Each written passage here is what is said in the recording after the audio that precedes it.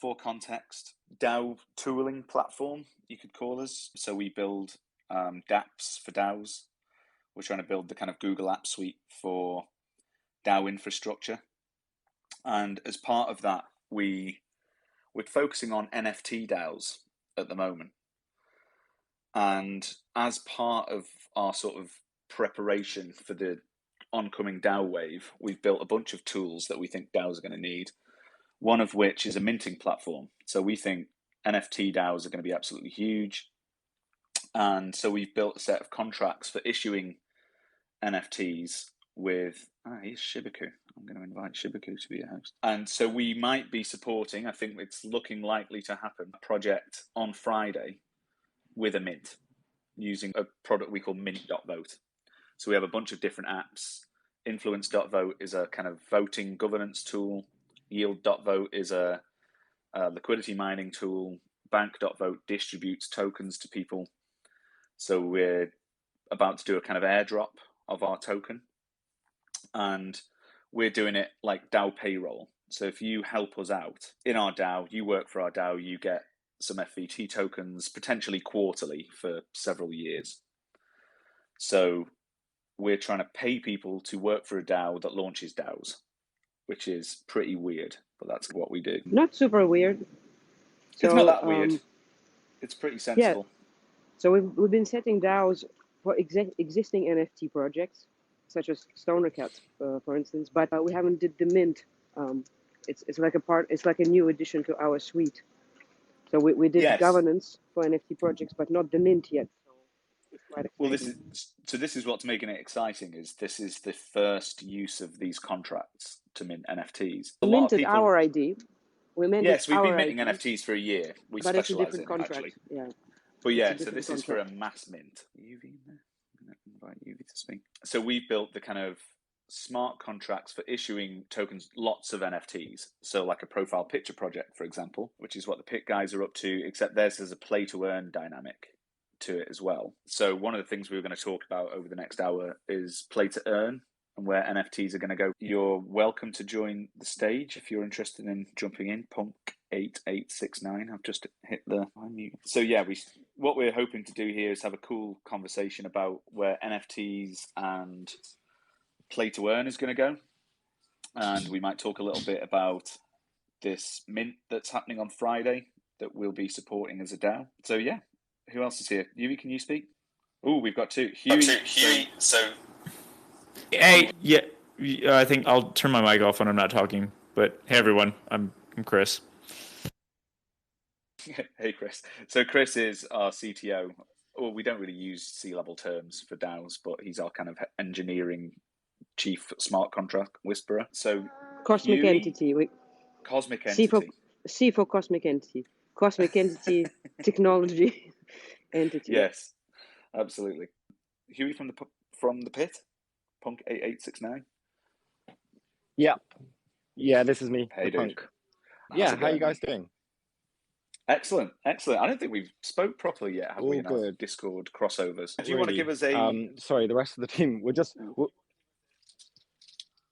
think we've got a weird lag, but yeah, do jump in. Give us a top level explanation of what you guys. Yeah, the Pit is a kind of browser game in which you can enter your NFTs into battle. Right now, the game is off chain, but we kind of proof everything with something called a secure enclave. And we have ultimate goals to go into level 2, but we just wanted to get this thing off the ground quickly. We're putting up an ETH prize pool, 100 ETH prize pool in the first few weeks. We're trying to partner with as many people as possible to allow them to enter their NFTs into the Pit just with the basic smart contract interaction. So yeah, the ultimate goal, we have 4 species dropping, but the ultimate goal is to bring in the apes, bring in the punks, etc., and let everyone fight it out for honor and for flex in the NFT space. It's just a kind of fun tool for people to use while everyone else is building the metaverse. That sounds very cool, man. So will I be able to use my StonerCat here in the Pit?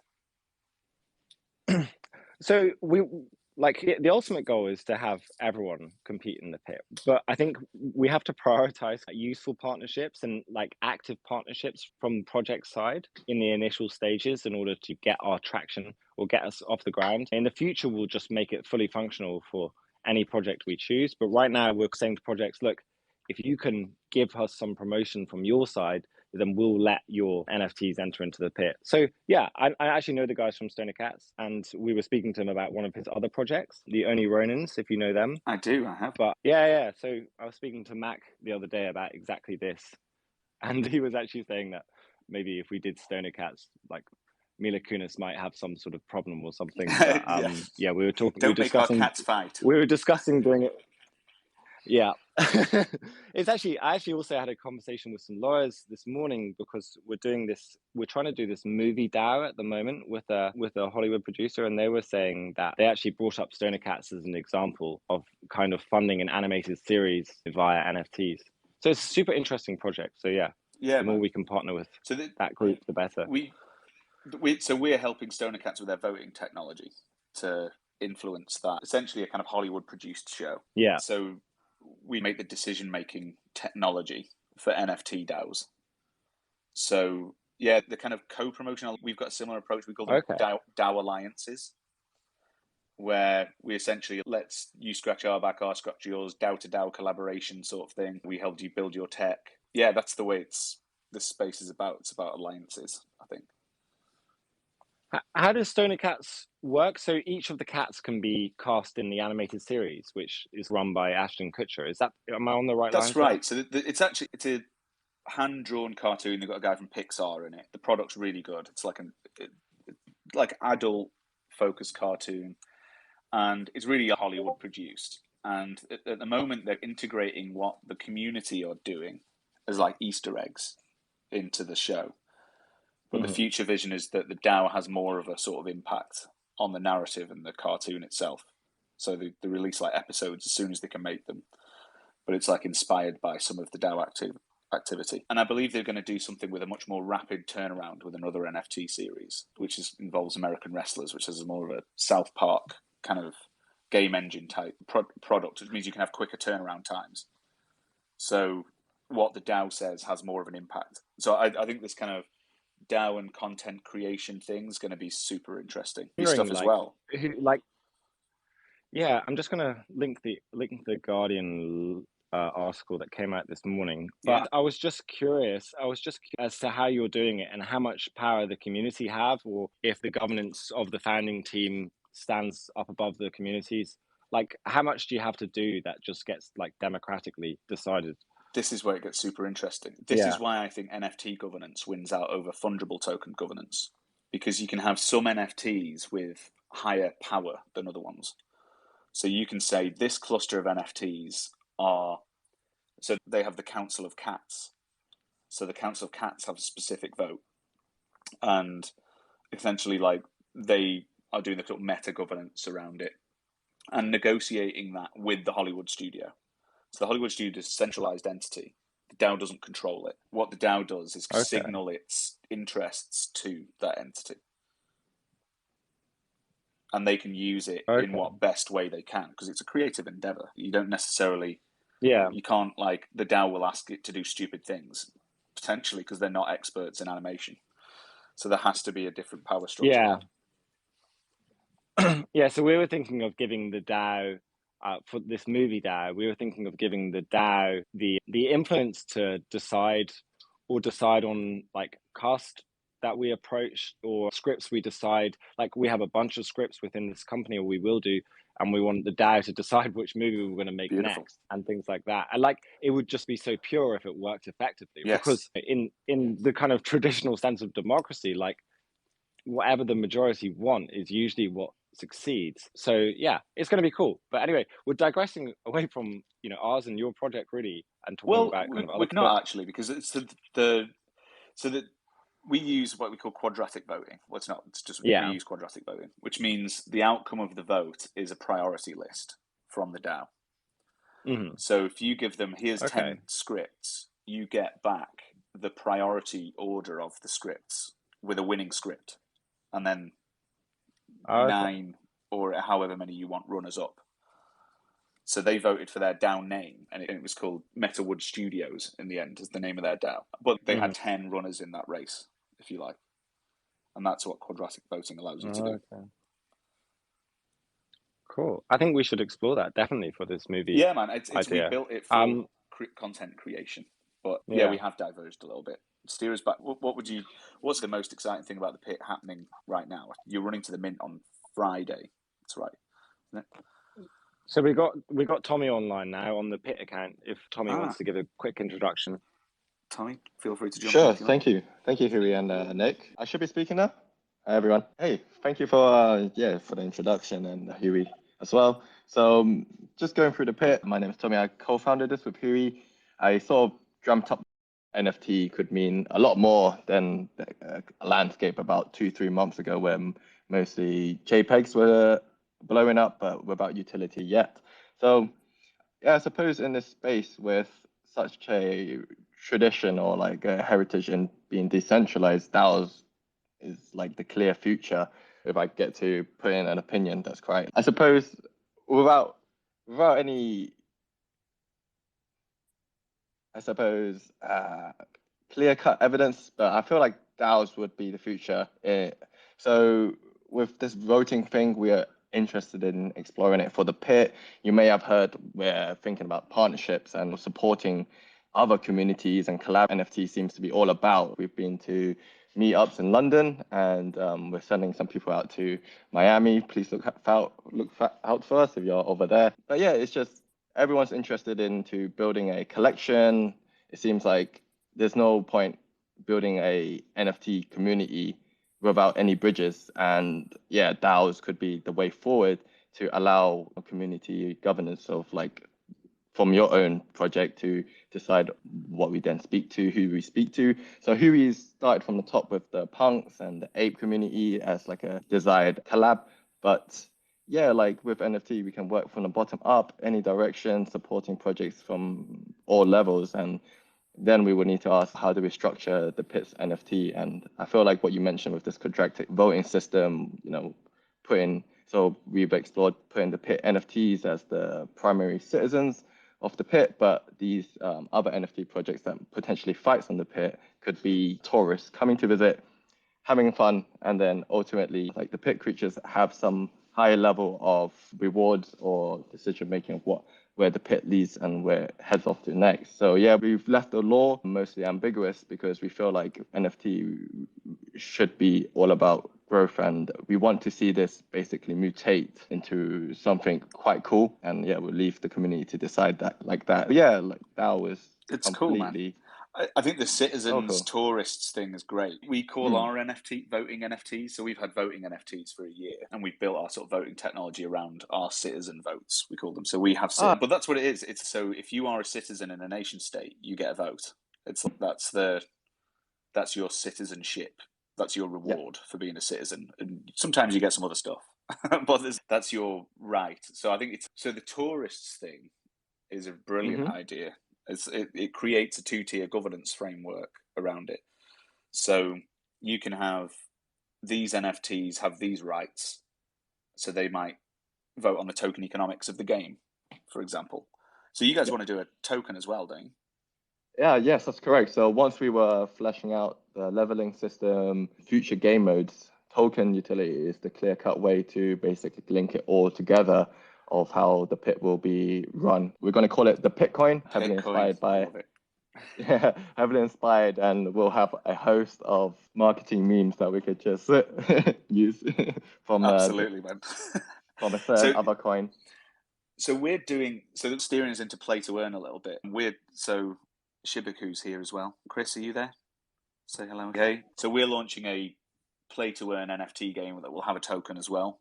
That's alpha right there. We've not announced that yet, but essentially we're doing a project called Tribes DAO, and it's a pretty similar concept to you actually, because we're going for each tribe of crypto will have its own NFT, and Shibaku is the first tribe, and it's for the dog coiners. So using our mint suite, anyone who holds dog coins can mint it. So we've whitelisted every dog coin holder in the space from a snapshot last week can mint Shibaku, and each Shibaku will have its own NFT DAO and will vote on like the monetary policy of the money, if you know what I mean. Yeah, sounds good. So this is how we want the real world to be run, right? Run by dogs for dog money. Yeah, but yeah, no, it's like dog society will have its own money and governance system, and that's going to be fun to watch. But yeah, so yours could be like the gladiatorial space of the metaverse. Then this is where people can come and battle it out. What's the battle look like? So we're leaving it down to be driven by AI, computer AI, so that we thought about having a game where, usually with competitive nature, you want some form of interaction, so you're like a high skilled player. But then when it comes to tokenomics and like money on the line, because we're moving towards a future where we potentially bring on board P2P bettings to generate royalties for the NFT citizens. So what they were in, they would take a cut of all drip revenue in the same way that you get broadcasting rights trickling down to the teams involved in a league. Yeah, so it's really interesting, man. So there's you're imagining a kind of metaverse battle between different NFT series, and it becomes almost like UFC where people can bet on the outcome of battles. Yeah, so we wanted to design a way where it doesn't steer too far away from the play to earn narrative, but gives rewards to this new competitive future where I know NFT is all about friends, and maybe this competitive mini game, that's what we're approaching the metaverse as. So for example, in the future, we would like to appear in a host of other metaverse, like grander metaverse projects. And they will just walk down to the underground scene where NFTs are fighting, like in real life movie depictions of underground fight clubs. I love it. It's brilliant. Fight club. Yeah, so we wouldn't be a grand metaverse in itself, but the pit, it'll be calling them like trapped souls. As the citizens, they're stuck on the pit ultimately to fight in this mini game. Anyone can also come on. But yeah, that's where we're at with. I love it, man. And Chris, you keep an eye on Chibuku, Chris. You keep an eye on definitely the NFT space a lot. You've been bullish on the pit as well. You were telling me about it. Yeah, I love it. I love the idea of it. As soon as I thought I was in, I'm a sucker for pixelated graphics and 8-bit chiptune vibes and stuff like that. So I was immediately engaged in it. But yeah, I think it's a great idea. And just hearing about the integration of the future of other PFPs and NFT series and stuff like that, it sounds really great. I had a question, which is probably like a maybe slightly meta, but I appreciate what you were saying about it being deterministic on the traits of each NFT that's minted. Is there a luck value rolled in there as well? So you might have some surprise results along the way? Oh, that was the main sort of design choice where we worked down from there first. So we wanted this mini game to be as chaotic and random as possible. So like with Battle Royale depictions, right, with I guess the most recent would be Squid Game, usually with any other Battle Royales, there's just so many elements that even if you're skilled, like you just don't know what would happen. You could trip, you just turn a corner, something happens. So with our game design, even with the traits built in, the distribution of who's going to win is just unpredictable. Yet sure, the computer can calculate it because it's AI driven, but ultimately we want to show off that story where if it's 100, there's 100 elements from different NFTs already, but we could put in environmental factors like robot war type map buffs, fruits so if you played agar.io, you pick up fruit along the way and then you just grow without having to fight something else. So there's levels of giving opportunities for David versus Goliath of a lesser rare NFT to beat a higher rare NFT with higher stats. So although we went with that for rare creatures, maybe when we onboard other projects, we decide that their rare creatures would also be given higher base stats. On the grand schemes of things, with so much going on, it shouldn't affect the outcome too much. Amazing. Yeah, that's awesome. That sounds really cool, man. And also kudos for getting a Robot Wars reference in 2021. So yeah, they have to be a little bit probabilistic, I think, these games. Correct. And the other thing that I liked about it, you described a kind of monetary inflow to it, which is almost like spectators can use their tokens to speculate on the outcome of the game as well. So I've been studying play to earn token economics a lot over the last couple of weeks, and most of them seem to fall prey to this problem of a pot of money that needs to get bigger as more people play the game.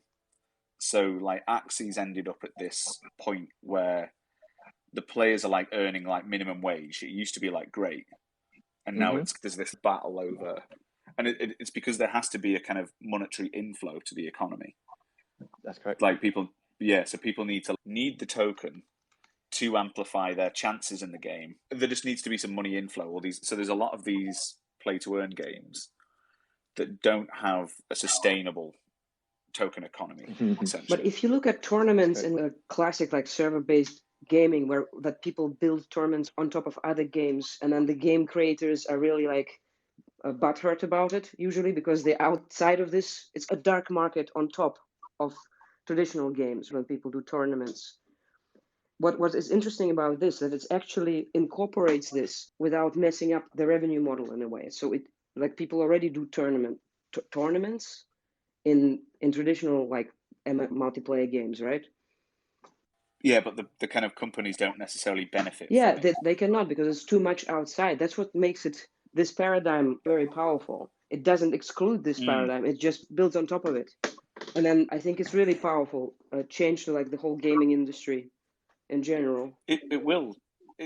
Attaching token economies to games is going to be so unbelievably crazy. The reason why, There's people who the reason why I think like big game companies didn't look at crypto, not because they didn't find it like threatening, they just want to control economies. They want their little token moving on the server that they can control. Yes. Yeah. I think that because you can imagine like Fortnite doing NFTs, and it would go insane, but it would become an open market at that point. Nick, could you open up Huey Punk 8869 to speak? Like in-game economies are artificial economies, but once you start doing tokens and NFTs, like functional NFTs, they become like real economies. And yeah, this is just so exciting. It's great. Yeah, so NFTs and utility is like we haven't really seen NFTs with real utility. But it's embracing black markets. Like people trade their stuff, try to sell their in-game things on eBay, right? It adds markets. And it just adds markets. They're no longer black markets.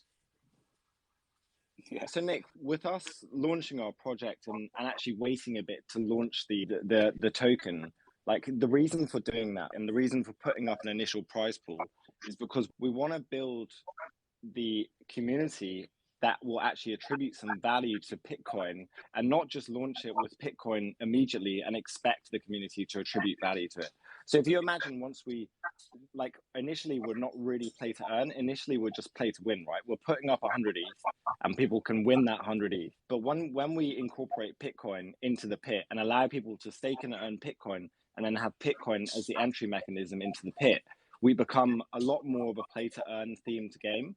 And we don't have to rely on this Ponzi type structure, right? Because people can attribute their own value to Bitcoin and winning the pit. And at the end of the day, the free market will dictate the value of an NFT in its winning of the pit and winning more Bitcoin. So if you imagine Bitcoin being the currency for our ecosystem, you enter the pit with it, that's your kind of entry fee. And then you win it if you win the pit. And then if you stake, you can go and explore for Bitcoin around the pit universe, and that Bitcoin can then be used to enter and to win.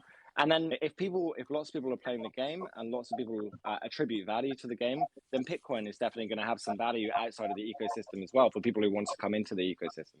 But yeah, like absolutely. I see a lot of games launch and they have a token immediately from launch, and you just question, why has that token got any value when you really haven't launched your game in any advanced way yet? Totally agree. So we're not doing our token till people have been playing the game for a substantial period of time, so we can tune the mechanics. There's another thing you said that's on my sort of pinned tweet at the moment, the outcome from our conversation we had in our DAO yesterday about play to earn, and that one of them was, does your game have a feed the Ponzi requirement? And by that, does it run on dumb money? Is there people buying this token, just pure speculation, buying the token because they think it's going to go up? And that's the only reason for it. Chris, were you going to say something? Yeah, it's sometimes people use this term non-speculative utility or speculative value. Or like, what's the steady state? If you just had, say, 10,000 people who always wanted to play, but it didn't grow from there, is there still, I think in good token economics, that it benefits from newcomers coming in, but it doesn't require it, so that it has a kind of like self-stability. Nick, I'm sorry to divert just for a second, but could you check Signal? Yes. Chris, will you give people a little bit of an overview on where our head's at with our play to earn dynamic in Shibaku? Yeah, absolutely. As a broad sort of thing we've been talking about with play to, my personal opinion, like on play to earn at the moment, is that the dial has been potentially dialed slightly more towards earn than play. There are a lot of play to earn games at the moment that have ended up being a huge grind, and they're not actually that enjoyable to sort of participate in, and they end up being, obviously there's click farms and things that are doing that kind of aspect to get the rewards for it. But we were always saying, as soon as those sorts of huge heavyweight AAA studios get involved and start making games that are genuinely play to earn, and maybe you're enjoying the process and then getting a reward because you've done really well and that reward is worth something, that's when that sort of dial will shift back. But I definitely think, like chatting to you guys at the pit, that's already happening. Like you have to engage people to want to play it rather than just them doing it as like a way to get some money, I think. And that dial in the perfect world will be right in the middle. But in terms of Shibaku and what we're doing, we've got a huge sort of metaverse ARG collaborative campaign that's going to open up and run, where the community they can form little packs together to try and solve puzzles, complete challenges, and win rewards. But we are also going down that mini game route, as you guys just said, with regards to the pit. So one of our first offerings is basically when you mint a Shibaku, each Shibaku will have 6 coins emblazoned onto its cartridge, 3 on the front and 3 on the back. And those coins are all etched with a different symbol. There's 60 symbols in total. You literally plug in your Shibaku at the little key at the bottom of your Shibaku into the portal, and you'll enter the sort of the metaverse hub and into the yet to be titled exactly, but essentially it's like a metaverse mini lottery. And what you'll do is you'll go in, plug in your Shibaku, and the day's draw of coins will emerge basically as you pull a big handle. And if your coins that you've got on your Shibaku match the daily draw, then you'll win. You'll win some money for that particular day. And what we're doing is that window of being able to go in and play that game and pull the lever will be open for a certain amount of time each day. And let's say that your Shibaku had 3 thumbs up symbols. You had 3 duplicates, which is incredibly rare actually in terms of our sort of probability. If 1 thumb comes up in the daily draw, that automatically matches you 3 coins because you have 3 of them. So it brings in obviously the rarity traits metric from our Shibaku pool into that game. Equally, what you can do if you want is start creating packs or clans of different Shibaku who have different coins to you. And obviously there's a bigger sort of wider plan going forward in terms of that, in that Shibakus have speed ratings and power ratings and volume ratings and temperature ratings. All of those will become incredibly valuable assets when it comes to certain mini games ahead, and also the large metaverse campaign. So what we're trying to forge is this idea of mini DAOs or mini packs of Shibaku players and holders who can try and create a really nice diverse mix of trait values, whether it's the coins they've got on their cartridges, a nice mix of, oh, we've got someone with really good speed in case we need that person, we've got someone with really good power. And they'll eventually create these little clans like raid groups in traditional gaming. And obviously, I guess also not just on traits, but also people they like, family and friends. And the idea is you can go in and play that game as a group and share the rewards. You won't obviously get as much as if you played it on your own, but you'll be able to split that rewards, and your team will benefit with your own sort of mini treasury, if you see what I mean. So that's our first kind of port of call with our games, and we will then start to introduce skill-based games as well as the sort of these probabilistic ones where, you know, players who are just better at doing that can win rewards as well. But we're trying to get that sort of heady mix of, again, that needle between play and earn. We're trying to make sure we have enough offering with our metaverse sort of campaigns and adventure games and mini games that we try and sit as close to center as possible. I love it how, Chris, you can just talk about Shibaku like non-stop. And before I pass out, and then I'll be back in. Just to pick up, like, abstract it to play to earn again a little bit. It's this probabilistic thing. So we're going into that because a lottery system, you can do probabilistic games fairly, essentially. And where many of these games are going to go wrong is like with essentially civil attacks, which is when people can set up loads of accounts and just grief the game, essentially. So that's one of the main things that's going to be a problem. And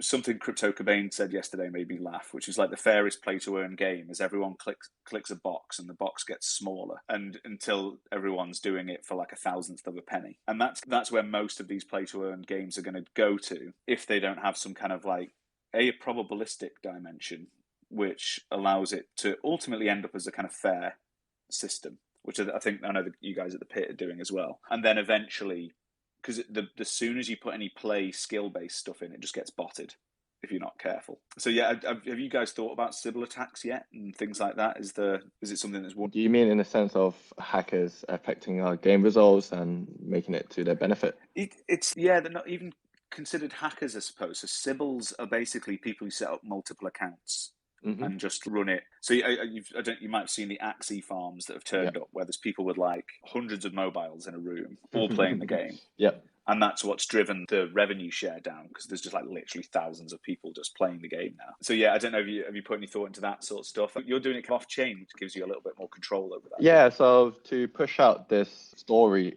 first and this narrative of play to win, we wanted to get the attention out there whilst we audit our contracts or as we integrate more into the blockchain. But for the start, we're pushing on to where we can quickly say that the games are run fairly. And to do that, we are running the game offline, locally, and streamed online with verification to join the pit through our website and connecting your MetaMask wallet, where the code would then run off within secure enclave, so even we won't be able to see what's happening. And in terms of the economics of diluting our game rewards, someone might own all the fighters.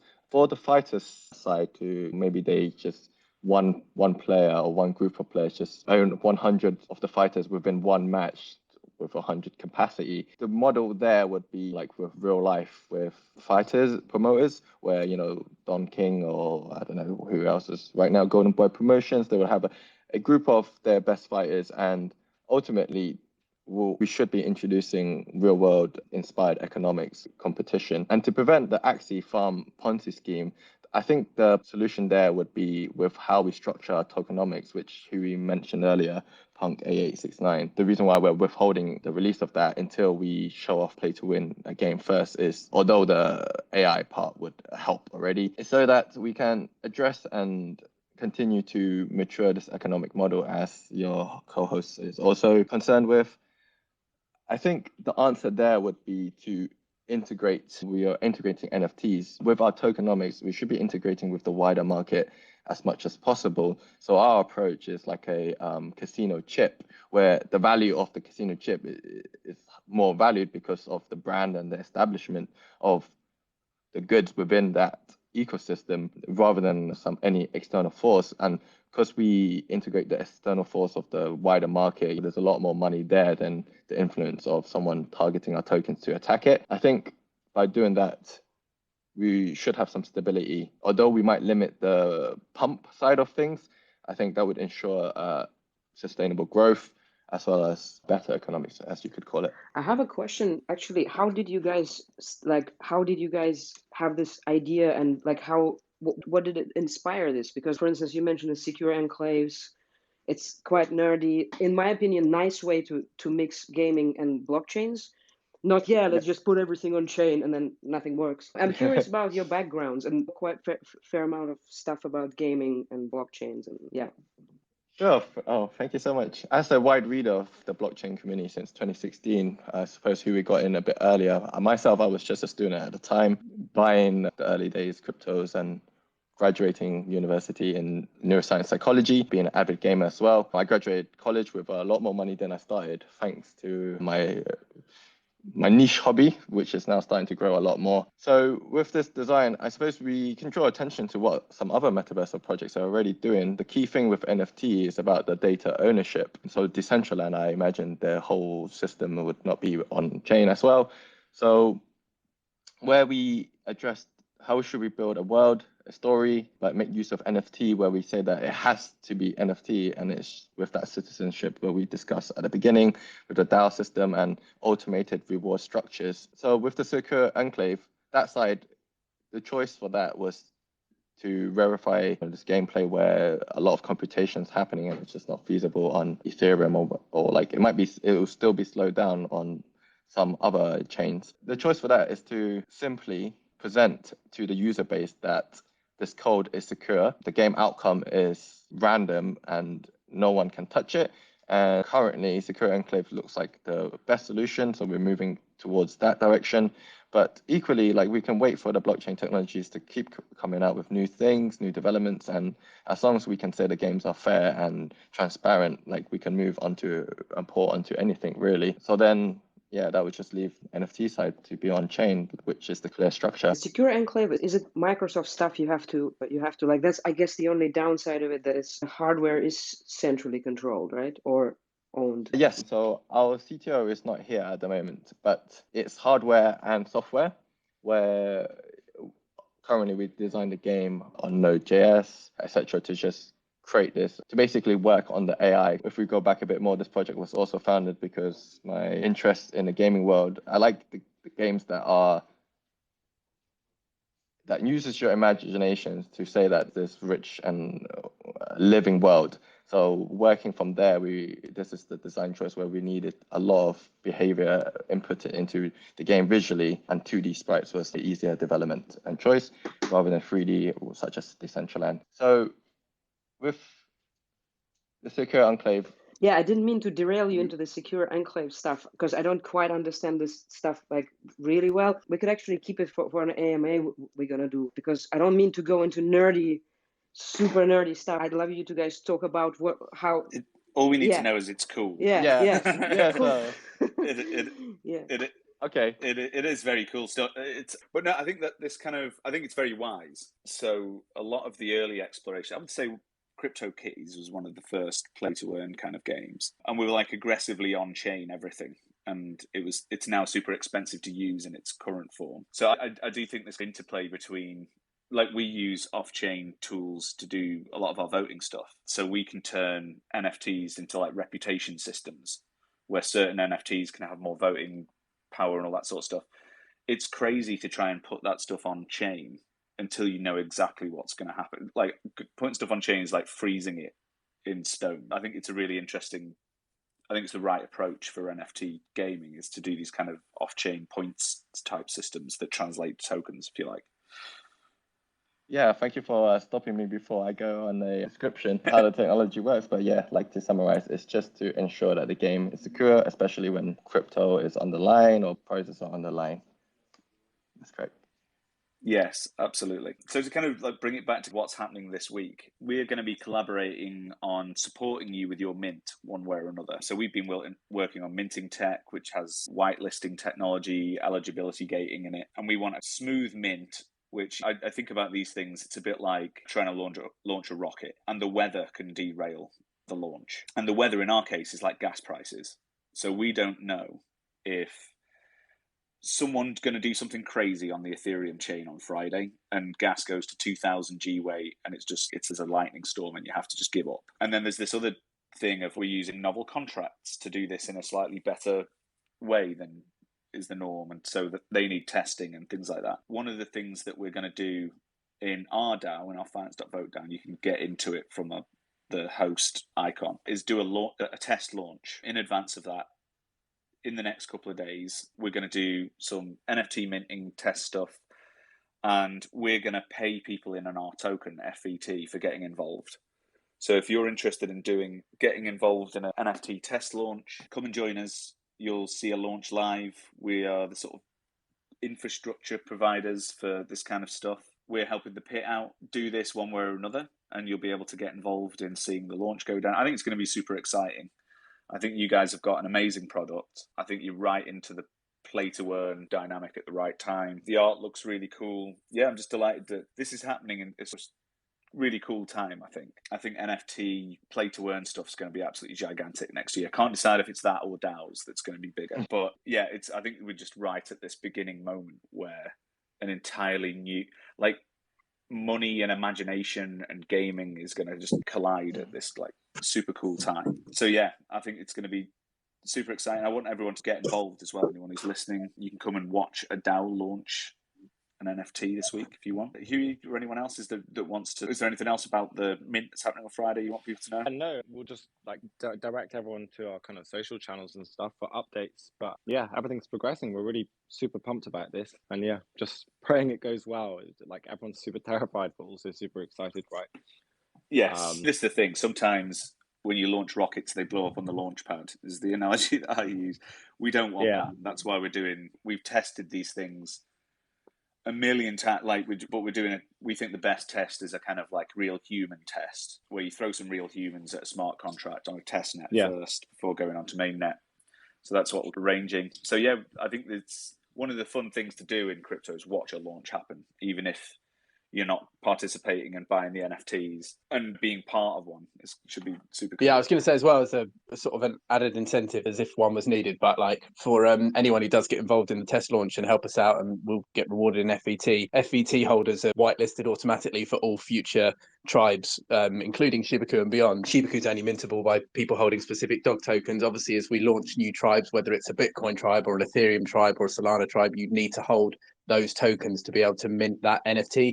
Whereas FVT, as a obviously being the sort of DAO tech and stack behind it, holders of FVT will be whitelisted for all future mints. So an extra incentive, if you will, to get involved and earn some FVT for this test launch. Yeah, so we can throw in some Shibaku whitelists. You guys are doing a whitelisting thing this week, aren't you? How do you get onto your whitelist? Yep. So thank you for that. I will definitely look out for the launch of your test. To get onto our whitelist for the pit launch, we're doing this thing that you can see on our Twitter pin, where you retweet, you share, and you send us your wallet address, and we white. That's the core of it. But the cooler one is if you go onto our Discord and you just participate in the community, just say hello, play some of the games, say hello to your friends, and yeah. And once you earned level 10, as you do these things for XP, you are whitelisted. Very cool. Just retweeted that. Yeah, so I think this one of the interesting things about these things is, so one of the things we've been working on is this whitelisting process. What you want is a staged, smooth mint. So instead of everyone running at the contract at exactly the same time, you have this progressive release of the NFTs to groups of people, so it doesn't all turn into a gas race. Because otherwise, everyone just pays the miners for the NFTs rather than the NFT project itself, which is sad. We don't want all the money to go to miners. So I think what we'll be experimenting with is the ways we could do NFT mints that don't turn into gas races. I think whitelisting is one of the really interesting ways of doing that. How we do it is we use something called Merkle root technology, which looks like a cryptographic trick for storing lots of data on chain. And we can build sort of different levels of whitelist. So on our Shibaku project, we've got 5 different roles you can end up in on the run up to the mint, which determines how many NFTs you can mint and what your chances of getting one are. So if it is a race, it comes down to a probability thing again. And the more tokens you're allowed to mint at that time, the better your chances of getting one, and depending on how many people are in your whitelist. So that's one of the things we'll be experimenting with this week. And yeah, I think there's some new technologies going to be made. And it's worth remembering that this is right at the bleeding edge of emerging technology. What we're talking about with secure enclaves, off-chain NFT battling, white Merkle root NFT vesting, whatever we're doing, it's all super new. I think it's a super exciting time. I think like you said, guys, the being responsive to the new technology that's coming out is going to be what determines who wins this play to earn thing. It's going to be a bit of a innovation race. But yeah, very exciting times. But this is so much better than just play to earn, I think. This stuff is so much bigger. Yes. What way do you think it's bigger? Because of the DAO stuff? I think so. First of all, because of the DAO stuff and just like changing. Remember pre-ICO time, gaming industry was the ones that did the biggest crowd when they were called like not crowd sales, crowd funds were the gaming industry. And it's just what brings people together. And now it's spilling over to crypto that I thought would happen much earlier, but it didn't happen with Decentraland. And it was like, but I think right now it's just about the time. So it's not just going to be about play to earn, but it will be just a different industry. Much Yeah, It's the perfect crypto and gaming is the perfect marriage. NFTs and gaming, really. It's no coincidence that the NFT community have congregated on Discord, which is the primary channel for gamers to congregate anyway. And for me, so I come from a venture capital background, and the two industries I'd like to invest in the most are crypto and gaming because they're two massively community driven industries. So yeah, like this is going to turn out, I know everyone will say the monetary system is upended by the blockchain, but I really put most of my chips on the gaming industry being affected in a much bigger way, or a much larger way, or a much more kind of effective way. I think it will also make it more interesting in terms of it will be just like a new golden age of indie games as well. I think because it's like it liberates so much capital. And for instance, if you're an indie game developer and you have to put some stupid ads in your game or sell some pointless things inside the game, and because now the industry is changing, I think the quality of the games also will change in the future. Yeah, 100%. I think completely agree. That guys, sorry? we've got to jump. We've got a call at 1 o'clock. But thanks so much for having us. And yeah, we'll keep in touch offline, and we'll share some links for anyone interested in the project. Perfect. And we'll be talking to you guys throughout the week. Yeah, follow us both, and you'll be able to keep in touch with the mint and all the fun stuff that we're doing this week. We might even jump on again on Friday to give people an update. Yeah, we'd love to. We can collect some nerdy questions from our communities also to have like more deep dive into tech. Yeah, that would be awesome. Okay, absolutely. Thanks very much, everyone. See you later, guys. Yeah, thank you so much. I've just invited Nintendi up on the stage. I don't know if you wanted to say something or you threw up a request, or anyone else for that matter. If you want to, I mean, we can stay. Like the pit guys can jump off because they have to go. I can hang around for another 10 or 15 minutes if anyone's got any questions or comments. For me, I think part of this is the network effects, like with financial instruments and like, you know, all the derivatives and all that DeFi stuff. That's all just like compounding money, essentially. It's just like a money game. And there isn't really a network effect, only in the sense of if there's more money in the pool, then you might get a better yield. That's it. Whereas with gaming and NFTs and stuff, there's a completely different sort of social network effect, which it's been accounted for, but I don't think people realize how important that is. And that's why 2 billion people in the planet are gamers. So if you can introduce 2 billion people to NFTs, then like gaming could be the thing that makes it multi-chain rather than siloed on ETH or siloed on Bitcoin or siloed on Solana. It could be the thing that brings it all together. Yeah, I think it's instead of money games, it's games, and not everyone cares about money. Some people just also gamers is a nice demographic. It's like very distributed across like gender and whatever identity stuff. Like everyone likes games, so it's really a wider demographic. It's a bit more human maybe than crypto is now up until now. Hey, you guys, very interesting conversation.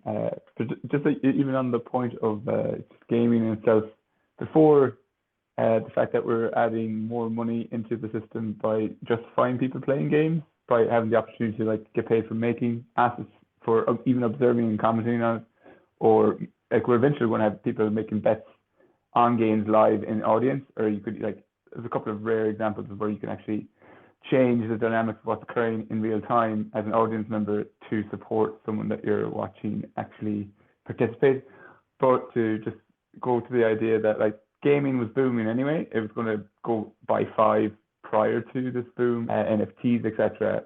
So the fact that now the NFTs are here to amplify that, it seems we know that it's going there. It's just trying to figure out which way it arranges itself. And I can't, what the question I want to answer is I figure out, is it going to be that there's going to be core based NFTs that will be derivatives? Game studios or whoever will decide to translate that into whatever playable version for different platforms.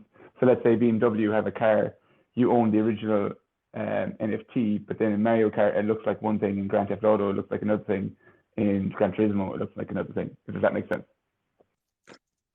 It does. I think that kind of thing will certainly be, I think it'll fall into the sort of platformy kind of ways that happens in like the PlayStation ecosystem, for example. The PlayStation, if Meta don't have their own blockchain and NFT marketplace by next year. I'll be very surprised. And what Facebook will do is they want in on this money flow of NFTs. And within the Oculus ecosystem, you'll be able to buy NFTs and stuff. I think they're really going to go hard on the metaverse stuff. I could imagine Grand Theft Auto 6 having its own cryptocurrency. It's just a matter of when the big players come in, it just gets a lot more serious, because now we need to be sure from a regulatory point of view if issuing a cryptocurrency to all of our gamers is like a good idea. Yeah, but they're also sitting ducks in a way. It's like the big companies like GTA, it's too risky. First of all, like for GTA, it would be maybe difficult to make sense of it and difficult to iterate as well. So I think much more interesting stuff will happen in more like small indie space for a while before the big guys will try to gobble it all up and make profits, but because they have a special innovation bureau with some dudes trying to figure it out, but it's still hard for them. Yeah, I think the more decentralized things it'll move quicker in a more aggressive way. Yeah, innovation always happens in a smaller context, and then the big guys will try to like get it buy it. Like this is what they do. Yeah. It's also quite interesting as well, I think, like because you referring to Nintendo's question, it's quite hard to see it at what level that currency will exist. Like, I totally agree that it will start with smaller indie games and spread from there. But at some point, as with all sort of things, will it happen with the software houses and the publishers? Will it be like EA basically launched their own currency, and anyone in the EA ecosystem will then be able to use whatever items they've got in one game and another, and currency from one game to the other? Or will it go a rung above, and will it be Sony who basically go, this is our currency, any games that are on our platform will use this currency? Because one thing that's emerged very recently in sort of the next gen platforms is crossplay, because everyone's now on the even playing field. So you can now play a PlayStation game that's with Xbox players, as long as obviously that game exists on both devices, which never really happened before. So it's sort of, weirdly, it feels like it's almost setting the infrastructure up for the shared currency by the fact that we can all now play cross console with different manufacturers' hardware. So I'll be really interested to see the first sort of tier, whether it comes from the actual manufacturers of the devices or whether it comes from software houses. My money would be on EA, but we'll see, I guess. I think you forget Fortnite though too. Sure. That's what I was doing. Oh, sorry, no fun token art? Yes? Sorry. Hello. Yeah, what did we forget? You said you forgot something. Oh, you didn't forget. You were talking about EA, but I think in the crypto space, in new as of March, I like telling people that when I start talking so they know that I'm new and not just not paying attention. But when it comes to, I hear people say, I don't want to make NFTs for kids. I don't want to bring, but I feel like with Unreal Engine and Fortnite and Steam and all that in that area, that's crypto for kids. Yeah. I think my introduction into crypto probably was Fortnite. And I'll tell my age. I'm over 30. I'm not an 8-year-old playing, but that V-Bucks. And I'm curious. I guess I'm adding the sentiment that I'm curious for the day that we get to see all of this play out and see like the interoperability like of Fortnite. Let's say, are V-Bucks going to be a trading coin in 20 months or years? On that point, I actually probably think that's that's the question. One of the most. Sorry. I think Nick might go ahead, Nintendo. Cool.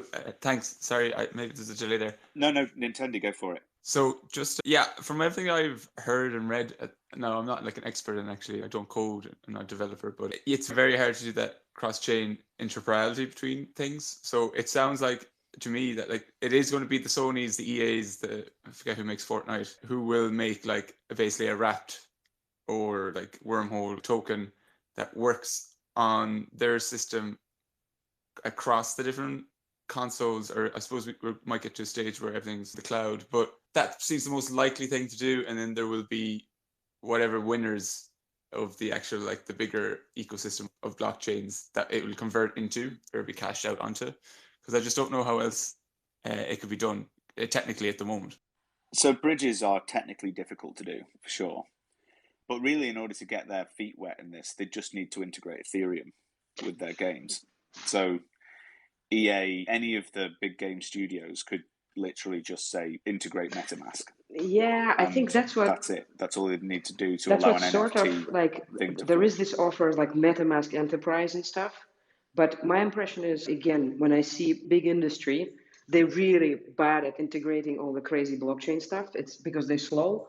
So I see them maybe they could launch some kind of a semi-centralized domain-specific chain and then use it a bit like banks want to use, I don't know, Hyperledger or whatever it's called. So I see more of this kind of technologically rather than going on.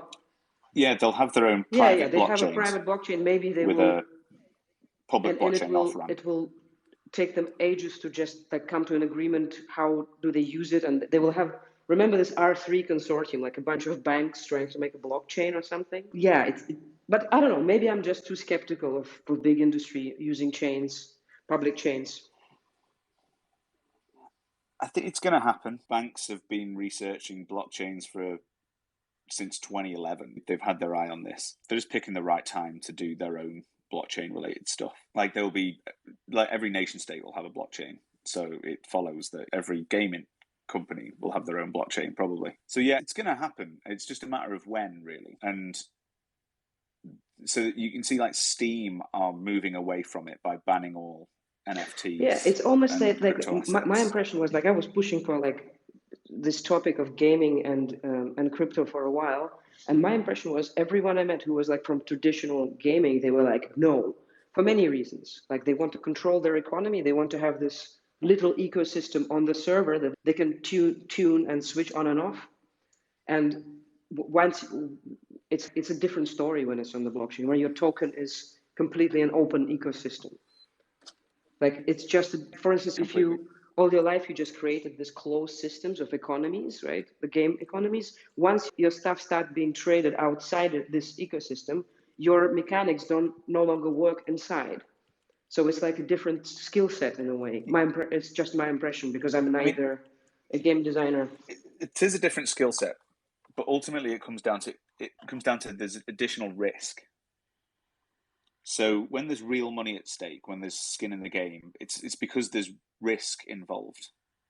So there is eventualities where kids can get too deep into NFTs and either lose a lot of money or make too much money. On the other hand, if kids get addicted to like shit, gaming companies like Massive, right, or Kings, they literally call some of their games digital crack, and they're not skill based. They're like, I have a kid as well. I will probably I'd rather him lose some money on NFTs than, like, now he's not playing yet, but then get addicted to some stupid shit or watch stupid ads. Because the free games you download right now is just either it's digital crack that is just a dopamine button, or it's just like stupid ads that ask you to buy more. So maybe spending some money or even gambling is not as bad, actually, if you think about it.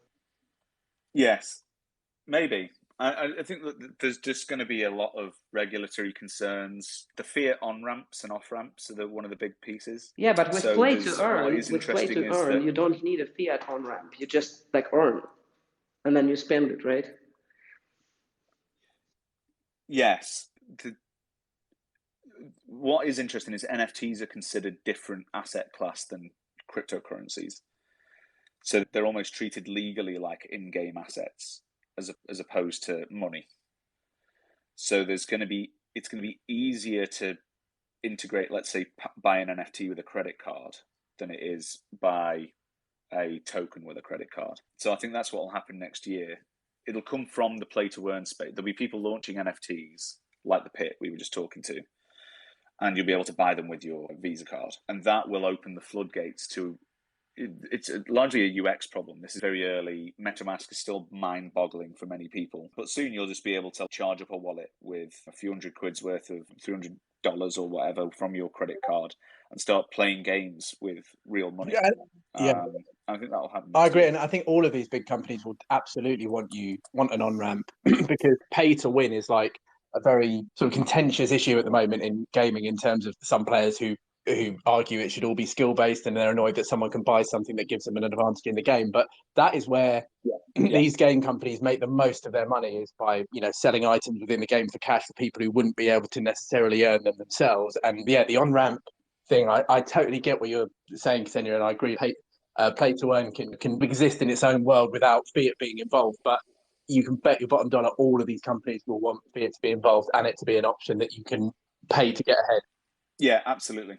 I think there's going to be monetary dynamics to games. But they always were. They always were. They were just centralized. centralized. If you think about it, what I want to see more is more talent getting flowing into indie games that have capital because of crypto and because launching their own tokens from bigger companies. Because right now, if a cool game developer wants to probably go and work for a bigger company, right?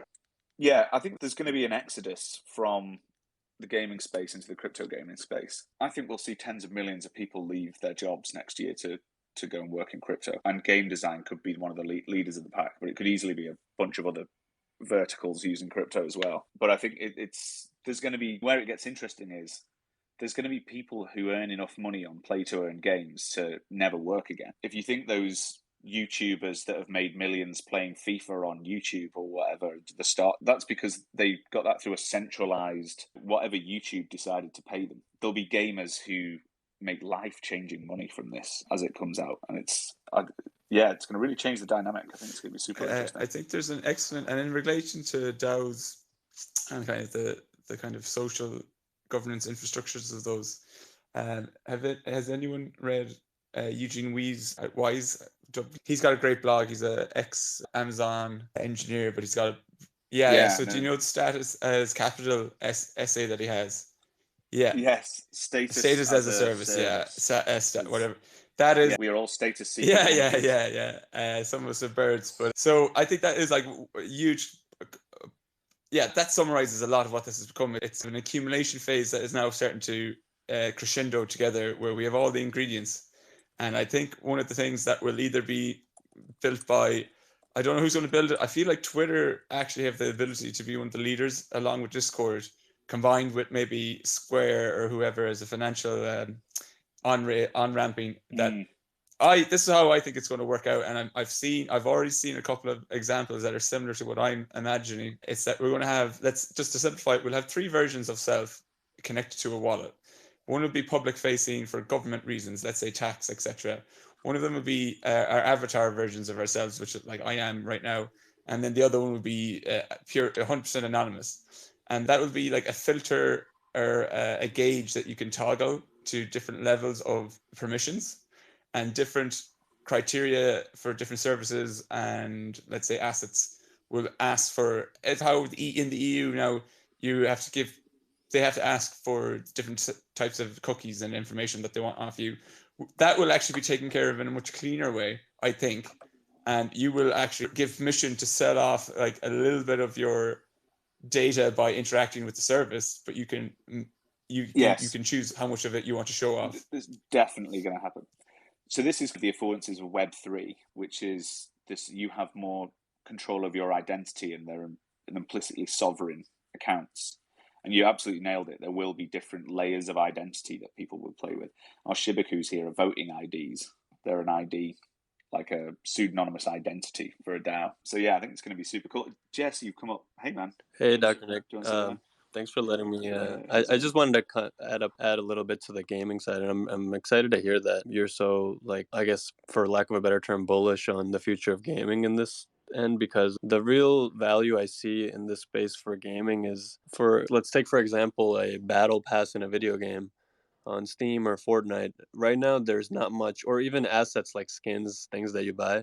There's not much ways to exit from that ecosystem. Let's say you've spent $1,000 on skins, or you're a very experienced gamer and you've leveled up your battle pass to a level 100. What this space allows you to do is sell that all that experience that you've put into the one token, which has all of the hours that you've put in and all of the whatever missions you've been, and that's left on the gaming side. But it lets you not only get paid to play, but also the best gamers and the ones who are doing it the best way have a way to gain value and sell their experience. And I think it's going to play out the same way with all kinds of, whether you see subscription plans to restaurants, or where you have to eat 20 meals or 30 meals to gain certain rewards.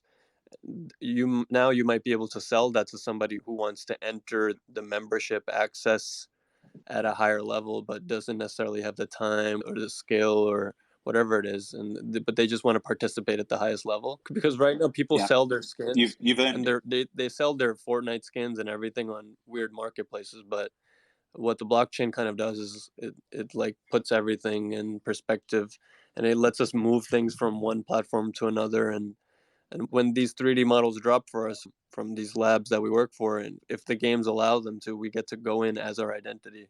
And that's where all of the music stuff comes in, where people don't want to go on stage IRL and they don't want to show their face, but these NFTs give us an identity to put on like a costume and give us confidence to go out and speak in different forums, etc.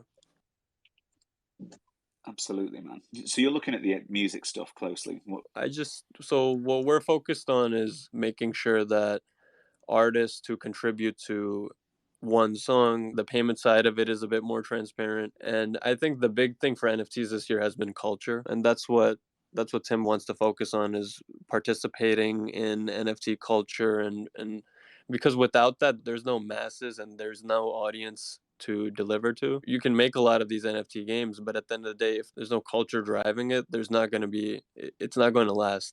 And that's where I think all of this like fun NFT craze has really propelled what you and everyone has been building for years on the blockchain. Is it's open to all the celebrity stuff. Like, it matters, and it adds up like that blue check that a lot of people need for them to believe in the technology. And some of us don't, but it is exciting moving forward. That's a really interesting thing you just said, is that some people need the blue check in order to believe in the technology. That's a really interesting point. Yeah, there is, people trust celebrities, musicians, artists, and I think that's what the fact that celebrities, people like, is it Jimmy Kimmel who got bought an ape not long ago? Yeah. And that's where music comes in, because like music is something that should be available to the masses. And if we can get at the forefront of delivering and not really gating off blockchain tech to people who enjoy just music, and only gating off like extra access and things exclusive that the deeper fans of music already are paying for. There are already a lot of fans who spend a lot of money to go to every concert that they can, and there's already different tiers of fanhood.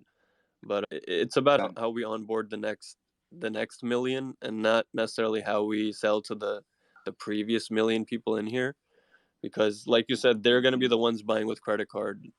I truly think that in the long term, as this plays out, more NFT sales will occur through credit card, and that's just the reality of it. A lot of people don't want to have to deal 100%. with having the wallet and having to deal with gas. And so you see some of these strong IPs coming in, like I think Budweiser did the other day, where they took care of the minting side.